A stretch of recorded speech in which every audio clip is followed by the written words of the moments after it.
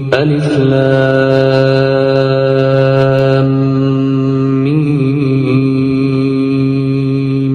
Dhalika al-kitabu la rayba fihi. Bismillahir Rahmanir Rahim. Alhamdulillahi Rabbil Alamin. As-salatu was-salamu ala nabiyyina Muhammad wa ala alihi wa ashabihi ajma'in.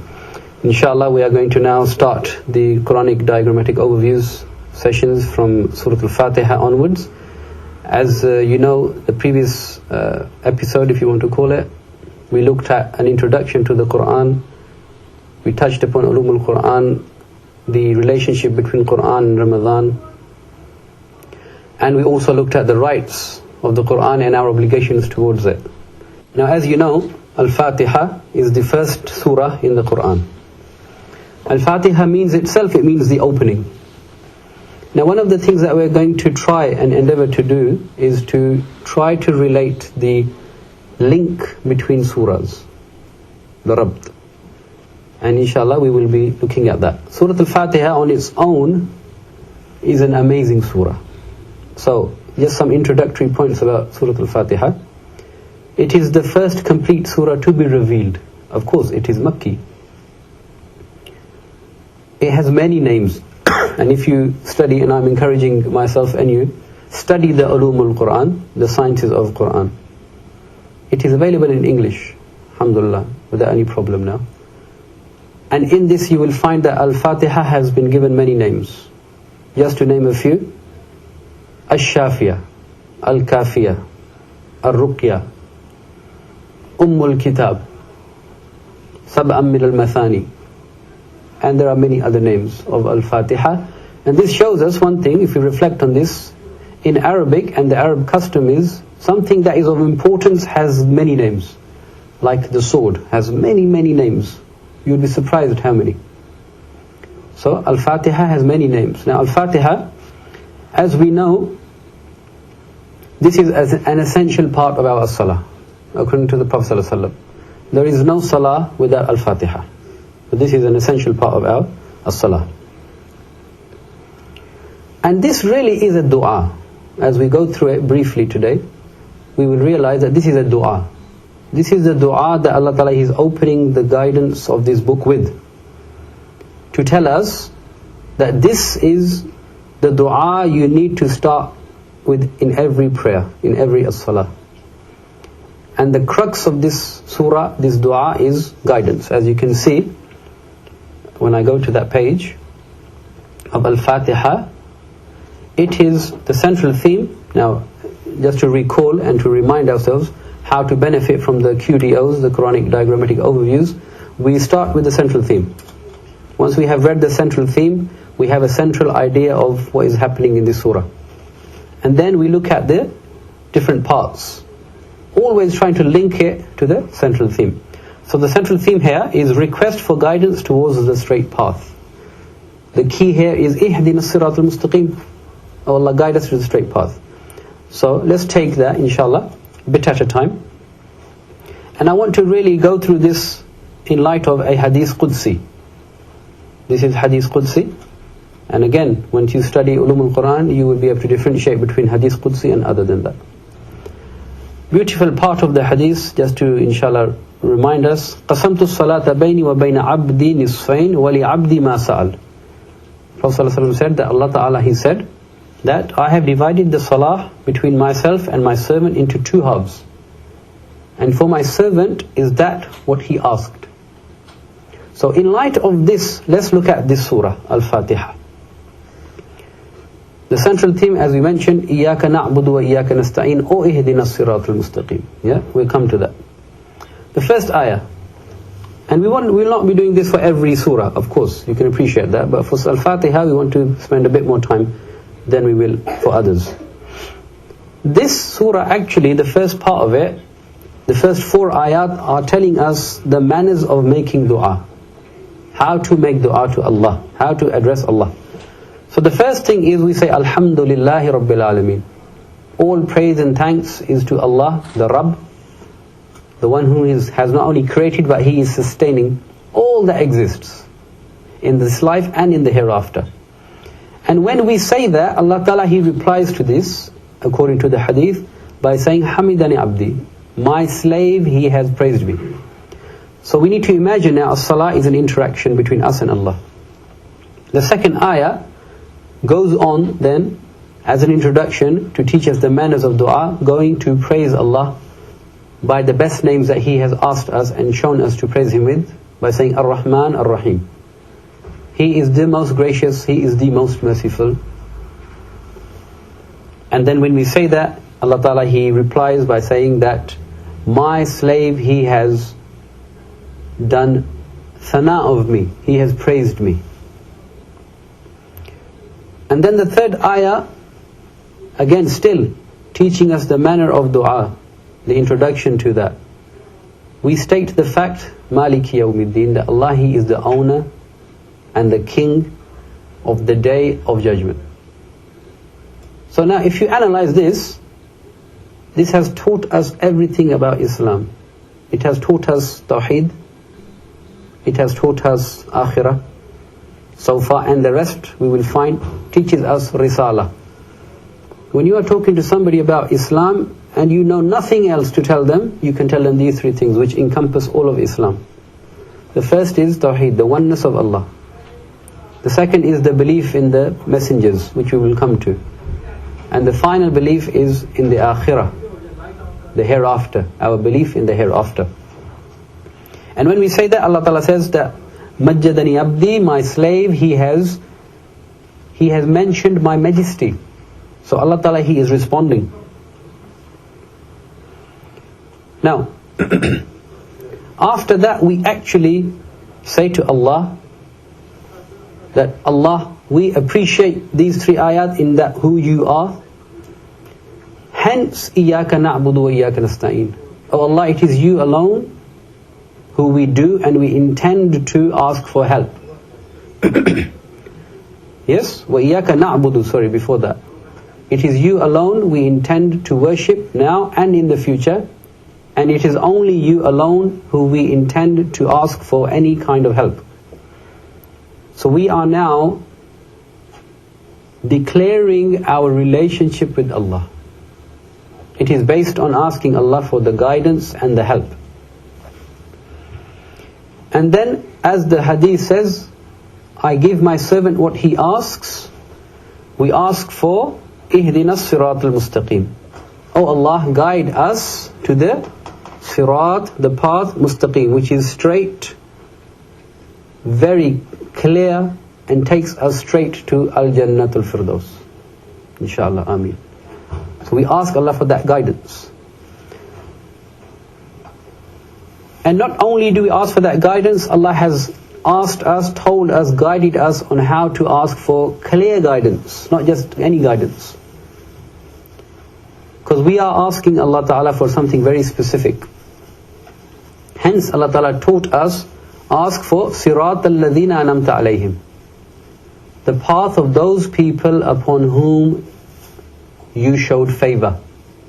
Now, as we mentioned yesterday, a part of Al-Quran, it explains another part of Al-Quran. So if you want to make a note of this, Surat Al-Nisa, which is surah number 4, and the ayah is 69, this ayah explains this ayah, meaning when we are asking Allah, oh Allah, guide us to the way of those people whom you showed your favor. Who are these people? Allah Ta'ala says, A'udhu billahi minash shaitanir rajeem, مَعَ الَّذِينَ أَنْعَمَ اللَّهُ عَلَيْهِمْ.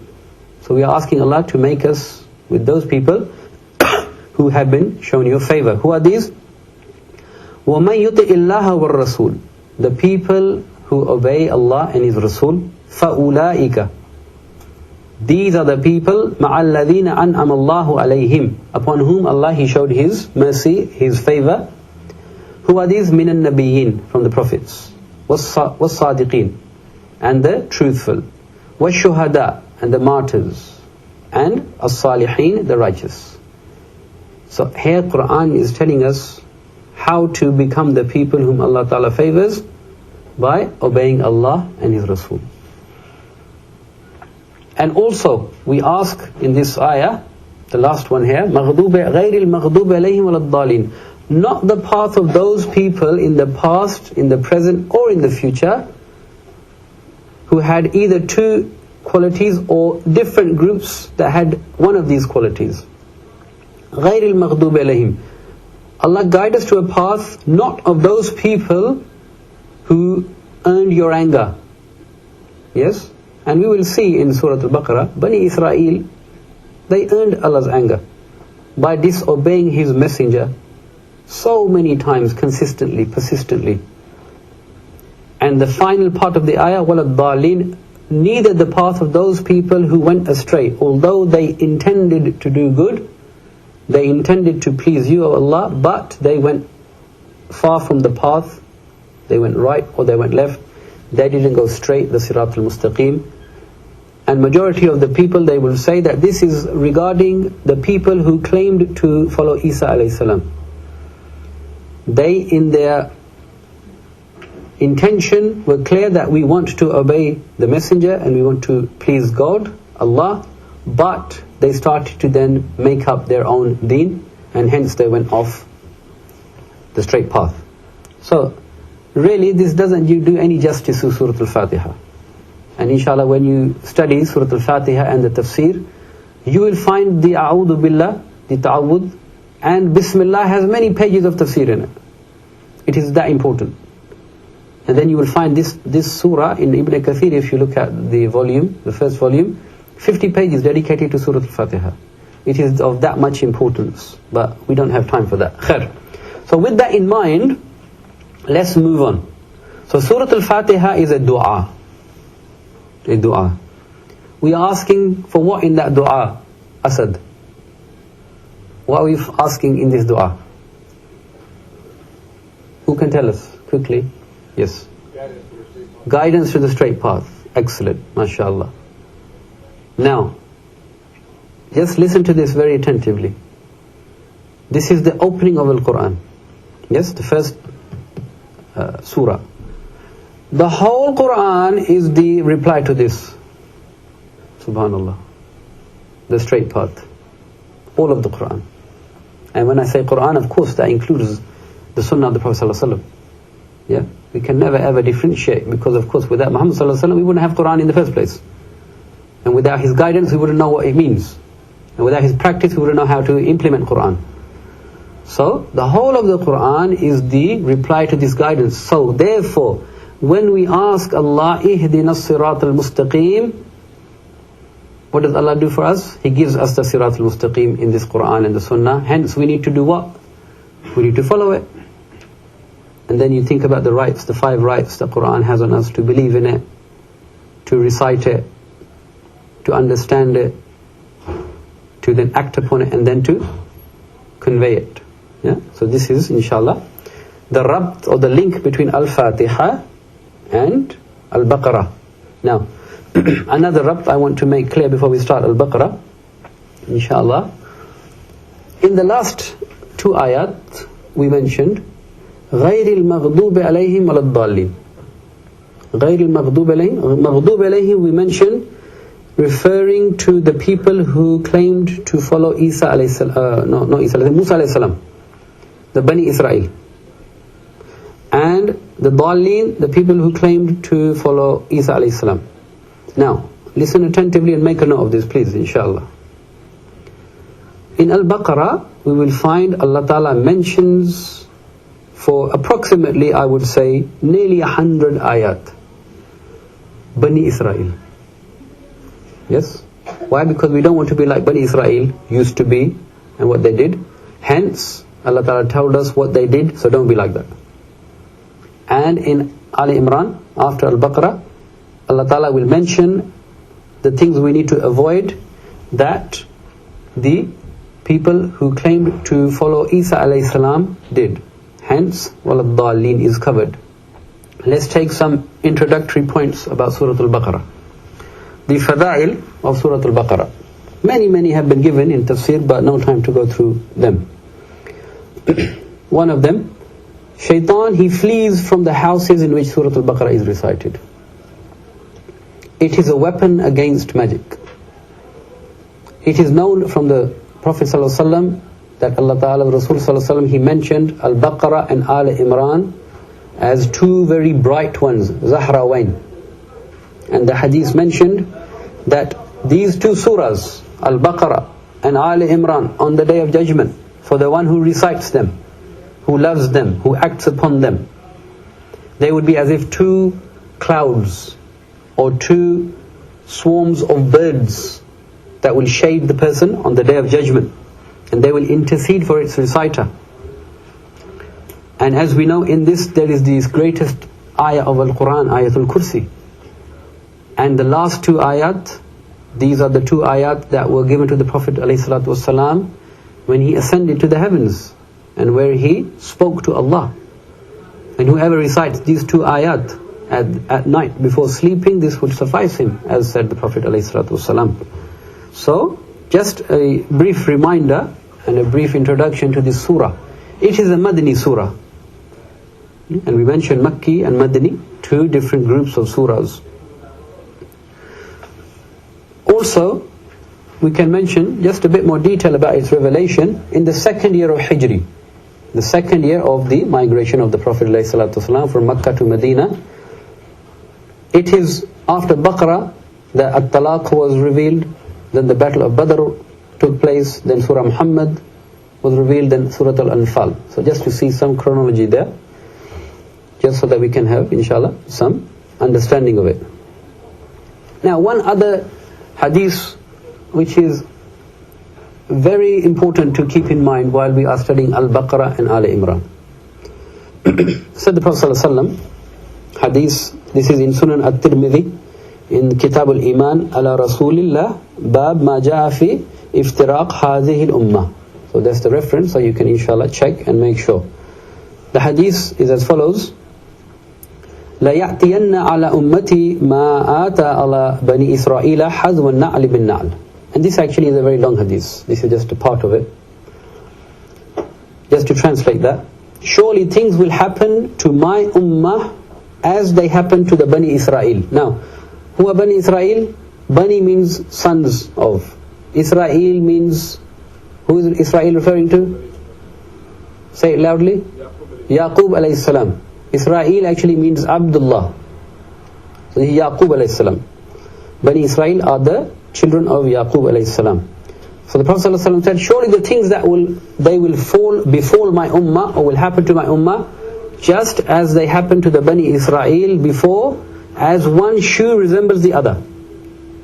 As one shoe resembles the other. Then the hadith goes on to say that my ummah will follow them even to the extent that if one of their followers did zina, na'udhu billah, with his mother, then one of my followers would do the same. And then the hadith goes on to say, the previous ummah, Bani Israel, they were divided into this many sects, and my ummah would be divided into this many. All of them will go to the hellfire except for the ones who follow my way and the way of my ashab. So just this hadith, so that you have a whole understanding of the hadith. But anyway, that part of the hadith is very important for us. That the Prophet ﷺ is telling us this will happen.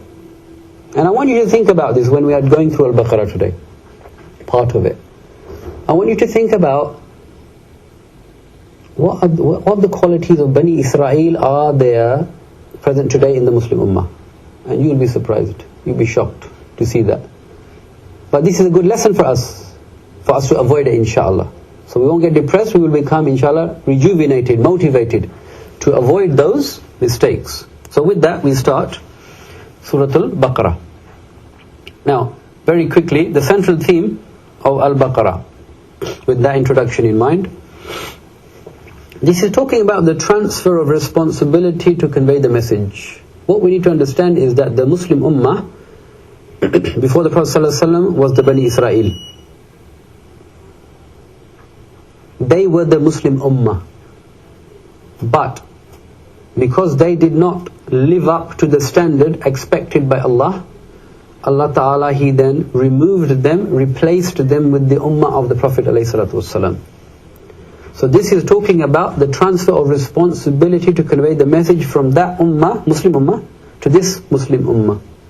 Yeah? So for us to be very clear about this, and this should clarify one thing. All the prophets that came, they were Muslim. They taught exactly the same message, that was worship Allah alone and obey me because I am His representative. on earth, or his representative. So this shows us a universality of Islam since Adam Alayhis-Salam until the last day. Hence there is no problem with any of the prophets, they all said the same thing. Khair. So this, if we look at then the four main parts, we will be taking just the two parts of the four today, because this is the first juz. The first part will talk about three attitudes in response to receiving the revelation and the message. And it will tell us to adopt the attitude of belief and submission to the message. So that's the first ayat 1 to 39. The second section, which will be taking more time, and this is really concentrating on Bani Israel, and it is the explanation of the causes of the disposition or behind the dismissal of the Bani Israel, and an invitation to them to believe in the final message. Although Allah Ta'ala, He is replacing them, but He's not abandoning them. Look at that, subhanallah, Ar-Rahman Ar-Rahim. He is saying to them, in fact you will find in Quran, Allah Ta'ala says, people of the book, if you believe in Muhammad Sallallahu Alaihi Wasallam, you will have twice the reward. Allahu Akbar. Look at that, Allah's mercy, subhanallah. Yeah. So these are the two sections we will be looking at. But just to give you an overview of the whole surah, which we will do tomorrow, this section, the third section, will look at submitting to the final messenger and act on all commandments in order to fulfill your responsibility of conveying the message to the rest of humanity. So this will be addressing the Muslim Ummah, how you need to prepare, what homework you need to do in order to convey this message, because you are now the flag bearers of Risala. And the last section is really, because the 2 or 3 ayat at the end are so amazing, subhanallah, they are so full of wisdom, yeah, and we'll be looking at that in terms of how we will ask Allah Ta'ala for success, yeah, and success in your task lies in following the commandments to the best of your ability, and we will inshallah elaborate on that. Moving on then, we will look at two parts, ayahs 1 to 39 first, and then 40 to 141. So let's start with ayah 1 to 139. Bismillah ar-Rahman ar-Rahim. The first section is talking about the characteristics of 3 types of humans when they receive the message. Yeah? Because we know that in the beginning of Al-Baqara, Allah Ta'ala is saying this is la rayba fi in this book. There is no alif lam mim, ذَلِكَ الْكِتَابُ لَا رَيْبَ فِيهِ. There is no doubt in this book at all. And then Allah Ta'ala says هُدًى لِلْمُتَّقِينَ. This is guidance for the people who have taqwa. And just to link it to Ramadan, the whole objective of Ramadan is to attain taqwa. And we mentioned what taqwa is yesterday. So this is guidance for the muttaqeen. So that when the guidance comes, we find that 3 types of people emerge as a response to the guidance. Are we following? We're clear? Good. In the first 5 ayat, Allah Ta'ala is talking about the characteristics of the true believers. So what are they? Now 5 of them, I will just list them. They have iman in the unseen, number 1. They establish salah. They spend in the cause of Allah. And they believe in the books previous to the Quran. And the last is they believe in the hereafter. In fact, they don't just believe in the hereafter, they have yaqeen in the hereafter. بِالْآخِرَةِ هُمْ يُوقِنُونَ. They have certain belief in the hereafter. These are the characteristics of the believers. And then you have 2 ayat talking about the disbelievers. And the main characteristic we find is that when the guidance comes to them, because they are heedless to it, they don't pay attention, they think nothing of it, hence they do not receive the guidance. And the scary part of this really is the next section, ayat 8 to 20. These are the characteristics of the munafiqeen. And there are 12 characteristics that have been given. The believers only 5, the rejectors only 1 real characteristic, and the munafiqeen 12 characteristics. Subhanallah. For us to always check ourselves. They are as follows. So they have these 12 characteristics. They lie. They are deceitful. They are heedless. They have jealousy. They have pride. They have envy. They have deception. They ridicule the commandments of Allah. Now think of these qualities and think of our ummah, and our interactions. They spread mischief. They have ignorance. They are misguided. They are hesitant to do what is right when they know it is right. And they ridicule the true believers. So these qualities Allah Ta'ala is telling us in Surat Al-Baqarah's first section. These are of the munafiqeen. When the message came to them, this is what the munafiqeen said and did. Moving on then to the second section.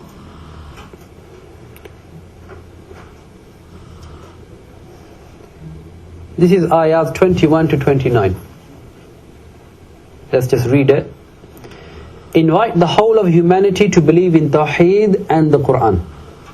And join the first group. Meaning, which group is that? The believers. Because we looked at three groups just now. Believers, the rejectors, and the munafiqeen. So, be part of the believers when the call comes to you of Al-Quran. Now, a few things here to mention. We will look at some ayat here, 21 to 20, maybe 25 up to 25. So let's go to Surat Al-Baqara. And let's go to ayah 21 to 29. And we have a look at the meaning of that, keeping that in mind. So Allah Ta'ala, He is saying, Ya ayyuhal nas, u'budu rabbakum alladhi khalaqakum walladhina min qablikum la'allakum tattaqun. The crux of that is, O mankind, do ibadah of Allah, worship Allah. And then the next I'm skipping one ayah to 23. Regarding this book that has been sent to you as the message, وَإِن كُنْتُمْ فِي رَيْبٍ مِّمَّا نَزَّلْنَا عَلَى عَبْدِنَا فَأْتُوا بِسُورَةٍ مِّن مِّثْلِهِ وَادْعُوا شُهَدَاءَكُم مِّن دُونِ اللَّهِ إِن كُنْتُمْ صَادِقِينَ. Allah Ta'ala is openly challenging the people who reject it, that if you are in doubt about this, then bring something like it. Very simple. And this has been mentioned many times in the Quran. And then look, the next ayah, subhanallah. Allah Ta'ala is saying to them and saying to us as a human race, فَإِن لَمْ تَفْعَلُوا وَلَنْ تَفْعَلُوا. And if you cannot, and you definitely can't bring anything like it. So hence what? فَاتَّقُوا النَّارَ الَّتِي وَقُودُهَا النَّاسُ وَالْحِجَارَةُ وَإِدَّتْ لِلْكَافِرِينَ. Therefore then fear the fire that has been prepared for the people who reject after they know this is the truth. Yeah? So Allah Ta'ala, He is now inviting the whole of humanity. This is how we are learning to invite people to the truth, by giving them the proofs. Not just by condemning them, no. By giving them the proofs, giving them everything they need. Al-Quran is the proof for the people to accept it.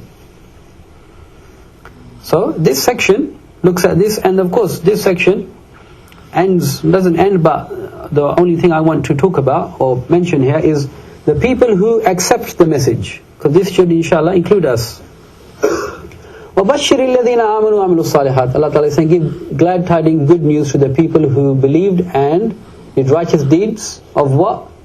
They will have جَنَّاتٍ تَجْرِي مِن تَحْتِهَا الْأَنْهَارُ. They will have the paradise under which rivers flow, and they will be given fruits to eat and provisions, and they will have pure mates. So this is some of the encouragement that Allah Ta'ala is giving to the people to believe, and the rewards to remain steadfast on that belief. So, just to move on then, let's have a quick look at the overview. The three characteristics we looked at. We then looked at, we have to invite humanity to Tawheed and Quran by being the believers. And now let's look at the human responsibility of being a Khalifa on earth. Remember, the responsibility of conveying the message is now transferring from the previous ummah to the current Muslim ummah. Yes, so we need to look at what does it mean to be a Khalifa on earth, a representative of Allah on earth. So, some ayat here. I won't go to the ayat, I will just talk about the main things. The first is the responsibility of Khilafah. Khalf actually means to come after. Yeah? Progeny comes after you, they are your khalf. The ones before you are the salaf. So this is in succession, this happens. It also means that you are therefore handed over something. You are now responsible for something, you inherit something of importance. So this talks about Adam Alayhis-Salam and the angels. When Allah Ta'ala, He commanded all the angels to prostrate to Adam Alayhis-Salam, they all prostrated, all of them collectively, illa Iblis, except for Iblis, who was a jinn. And Iblis means somebody who has lost all hope. He has lost hope. And hence, he is very, very upset and very sad. This is Iblis. So it talks about that. It talks then about Adam Alayhis-Salam being given the tools to be capable. This is the next one, yeah? So the 31 to 33. Human ability. Allah Ta'ala says that He taught Adam the names. Yeah? Kullaha. Allama Adama asma'iha kullaha. All the names were taught to Adam Alayhis-Salam. Meaning potentially he was given knowledge. So he is now able to convey because he has the tools and the ability. It then talks about Iblis. We have mentioned that he had two main problems. Aba was takbar. Aba, he rejected the truth. He knew Allah. Subhanallah, he was in the company of angels. He had ilm of ghaib, meaning he was in the ghaib, he was there. What is ghaib for us? Unseen. But he rejected to prostrate, and he rejected to submit to Allah. And secondly, istakbara. He was arrogant and proud. And other parts of the Quran say, because he says that Allah, you created me from fire, you created him from dust. Ana khayrun min, I am better than him. So this tells us a bit about our history and our initial, not only initial but everlasting enemy till the day of judgment. It then talks about what happened when Adam Alayhis-Salam and Hawa Alayhis-Salam, they committed a sin, when they disobeyed Allah. And this is beautiful because this gives us so much hope. They ate from what they shouldn't have eaten from, and then Allah Ta'ala caused them to become clothless. But eventually Allah Ta'ala taught them the kalimat, the words in which to ask Allah Ta'ala's forgiveness, and Allah forgave him, both of them. Unlike Iblis, who didn't ask for repentance, in fact he went the opposite way. Yeah? And then it talks about the law of guidance and the law of reward and punishment. And this ayah, 38 we'll take, then we'll move on inshallah. So we go to ayah number 38. Bismillahir Rahmanir Rahim.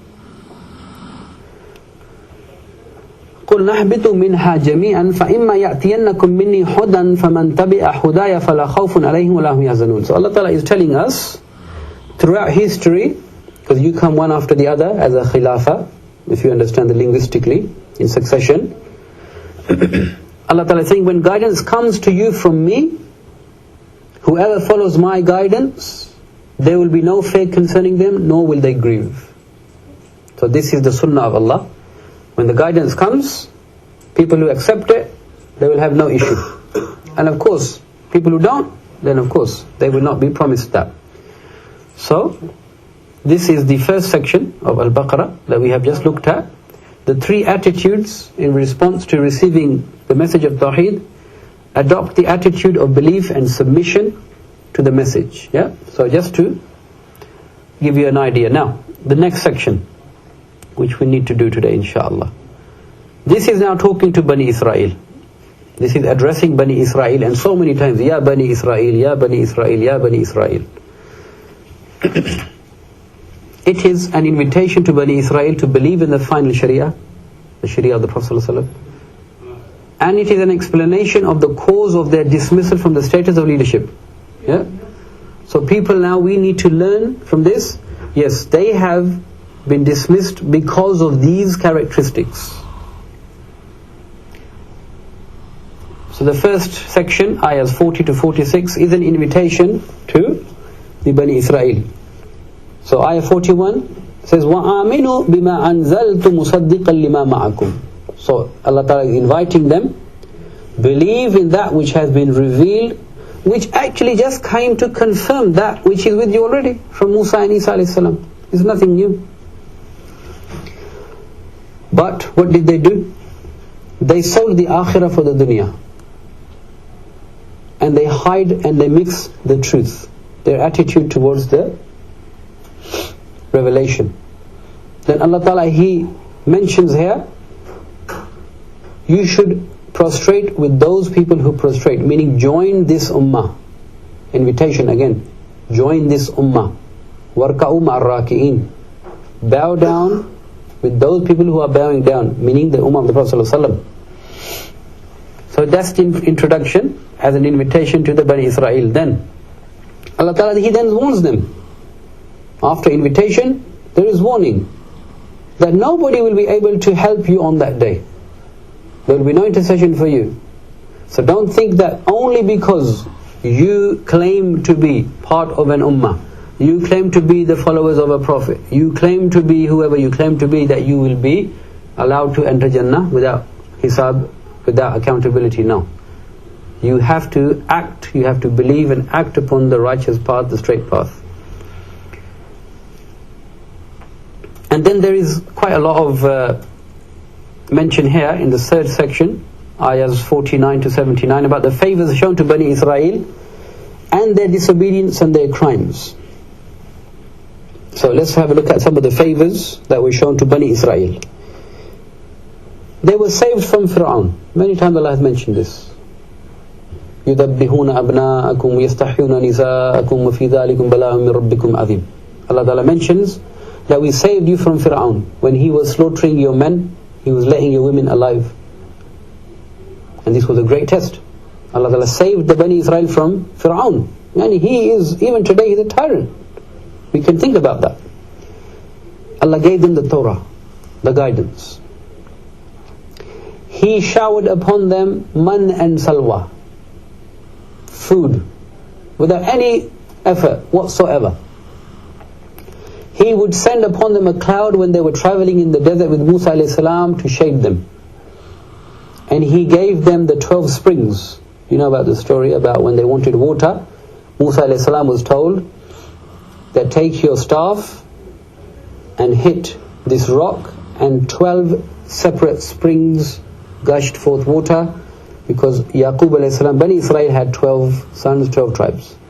So all these favours. But what did they do? Subhanallah. Yani amazing what they did. They denied the ayat.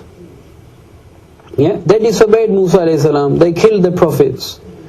They broke the Sabbath, the law of the Sabbath, to fast and not to indulge in worldly activities on that day. They broke it. And this actually related to the name of the surah, Surat Al-Baqara. They were asked to slaughter a calf. Allah Ta'ala said, slaughter a calf. Because the story is, very quickly, a person from Bani Israel, he murdered one of his relatives, and then he accused somebody else of the murder. So they came to Musa Alayhis-Salam. Allah Ta'ala said to Musa, tell them, slaughter a calf, and then with the part of the calf, the meat, when you touch the dead person, the person will come to life and he will say, who killed me?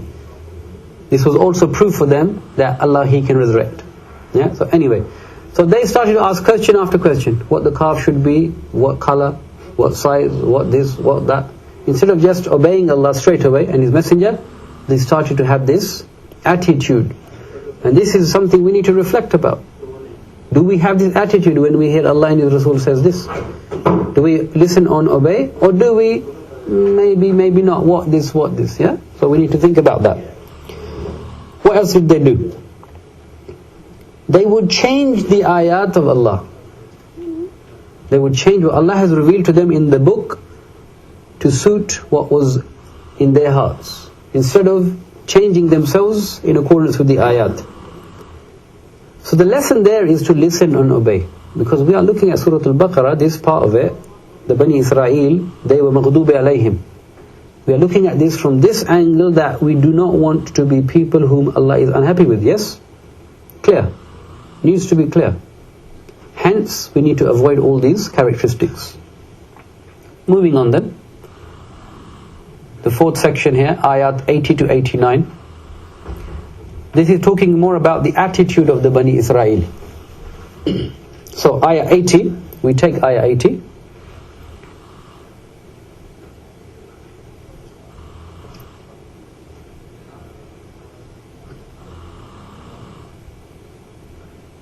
أعوذ بالله من الشيطان الرجيم.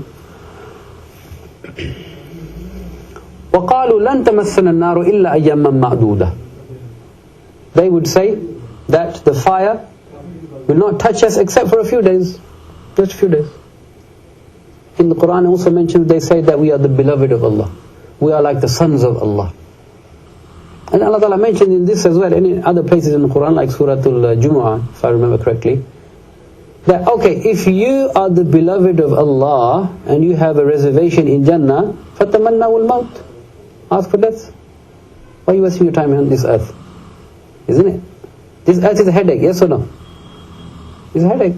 Even for the people who have no headache, it's a headache. Because you have to live. Living is not easy. You have to pay bills, you have to go to work. Yeah? It's a headache. So why you are happy with this life when you could be in Jannah? No problem.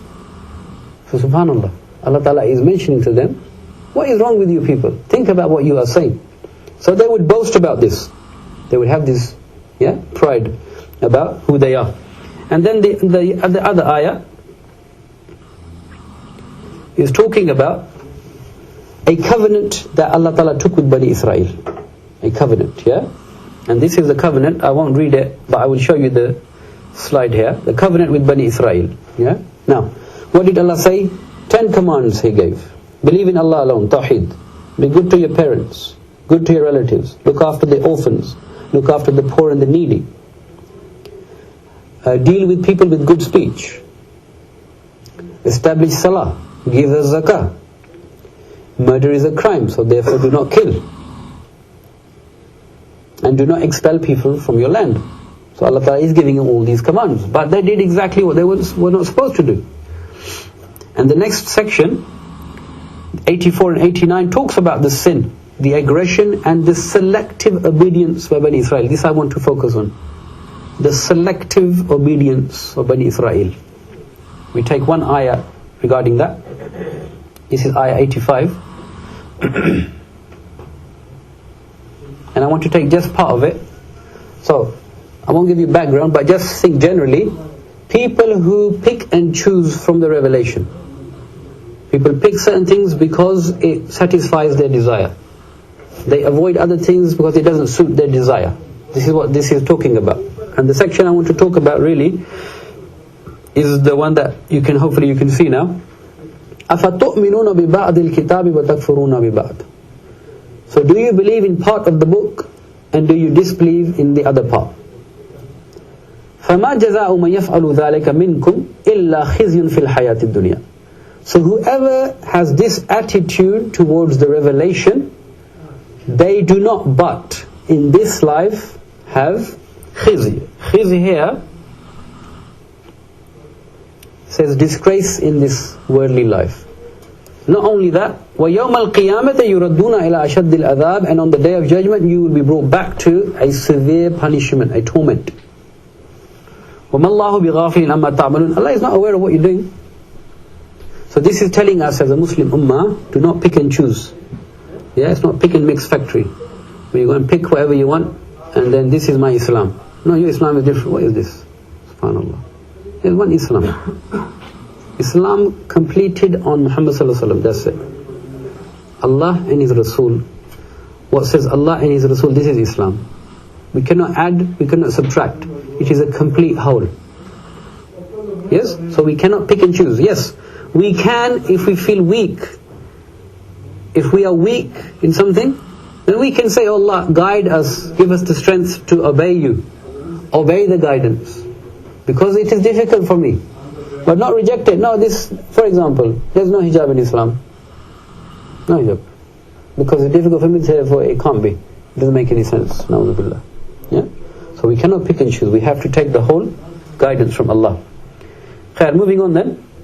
Section 5. Bismillah. So we're working our way up here. from 90 to 91 and upwards. So the first section, the racial prejudice and rebellion of Bani Israel. Because they thought they were very special people. And then again it talks about the crimes committed by Bani Israel. Yeah, so I'll give you a list of that. They started to worship the calf. You know the story. Yeah. They started to break their promises. And they were ahras an-nas. In terms of the dunya, they were so attached to the dunya. And this section also talks about even if they were to live 1,000 years, still they have to die. So they became very attached to the dunya. And this teaches us we need to think about dunya as it should be taught and thought of. The dunya is a path for us to get to the akhirah.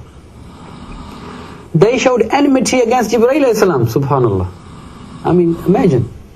Jibreel alayhi salam, they are saying that we are an enemy to Jibreel because you brought this revelation to other than Bani Israel. Bani Ismail you brought it to. You brought it to Muhammad sallallahu alaihi wasallam. Yeah, subhanallah. They indulge in magic. And there's a story here of Harut and Marut coming to angels who would teach magic, but it was a test. Yeah, Sulaiman alayhi salam, he never did this type of action. People associated with him, nothing to do with him. And many Muslims, unfortunately, they are indulged in this magic. Muslim Ummah. As soon as somebody has a problem, somebody has done magic on me. SubhanAllah. Maybe, but we don't reflect. What is my relationship with Allah? Am I praying? Am I giving zakah? Am I obeying Allah and His Messenger? Maybe this is a calamity because of my disobedience. Yeah, so we need to think of this. Khair, moving on.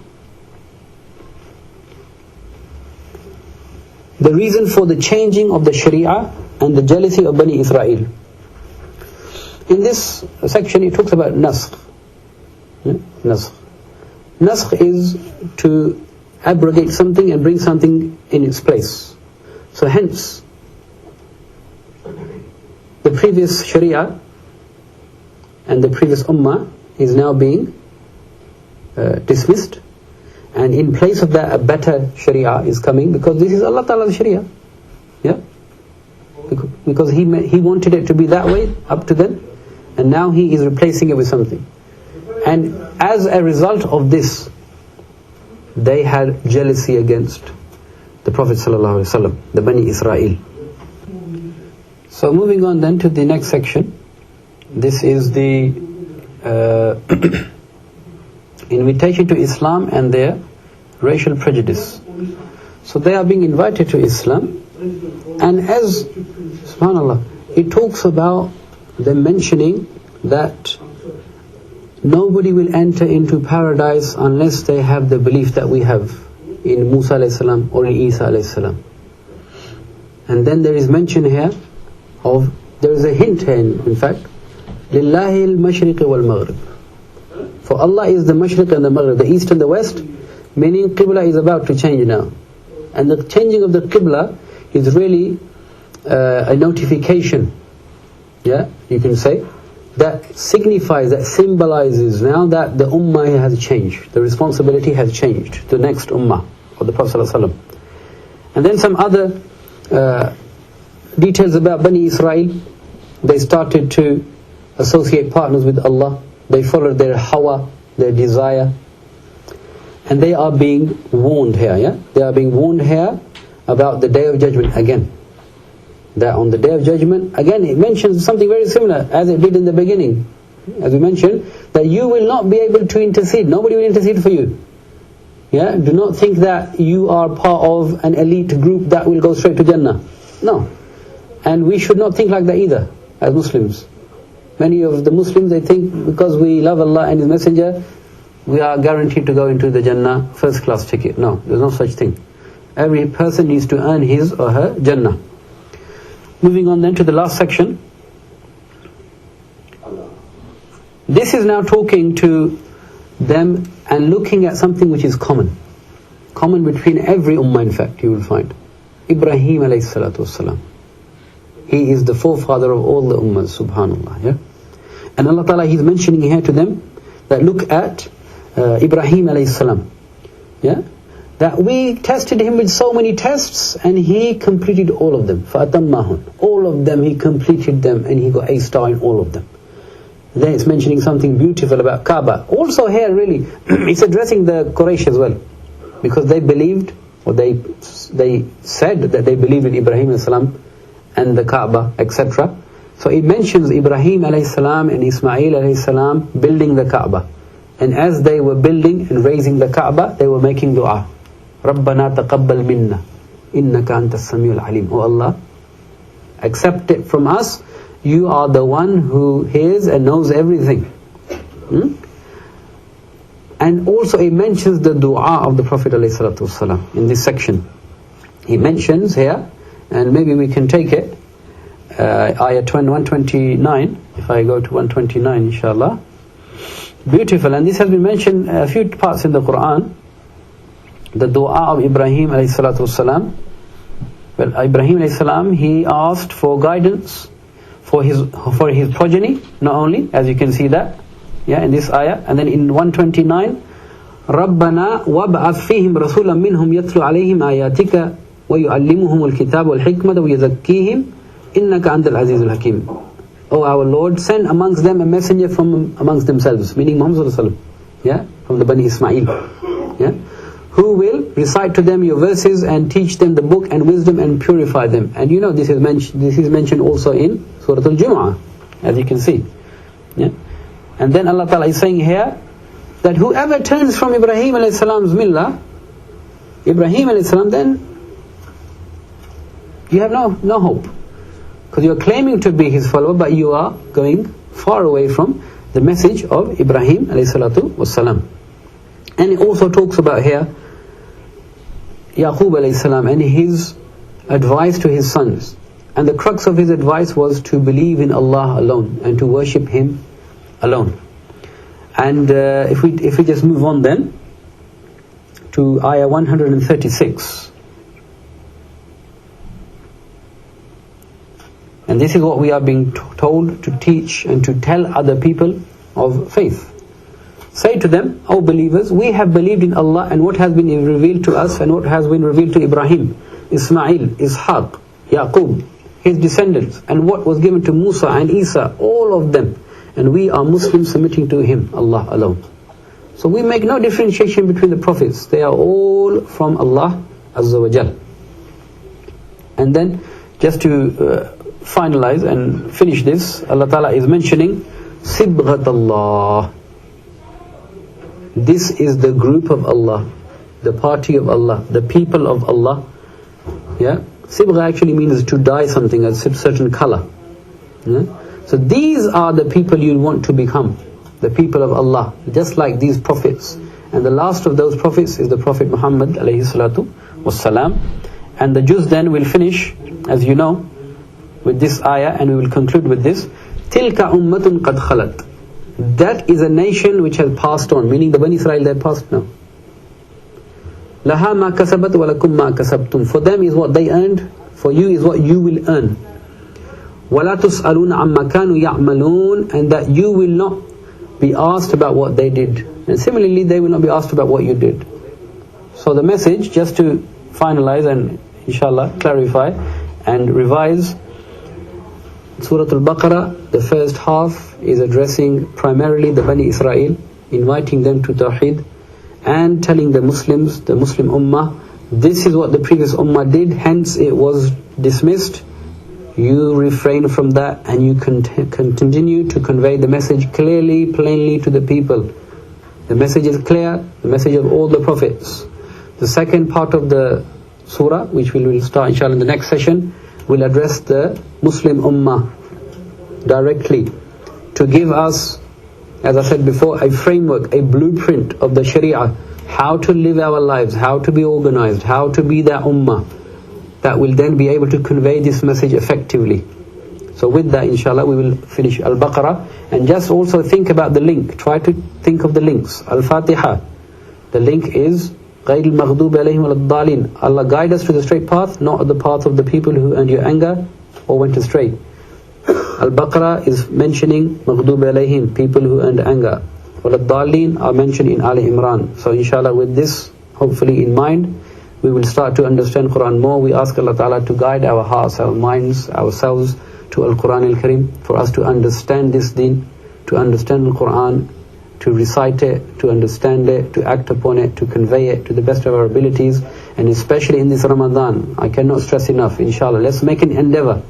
Let's make an endeavor to attend these classes and to inshallah build that relationship with Al-Quran Al-Karim. And inshallah may Allah Ta'ala accept it. Wa subhanakallahumma wa bihamdik ashhadu an la ilaha illa anta astaghfiruka wa atubu ilayk wa jazakumullahu khairan.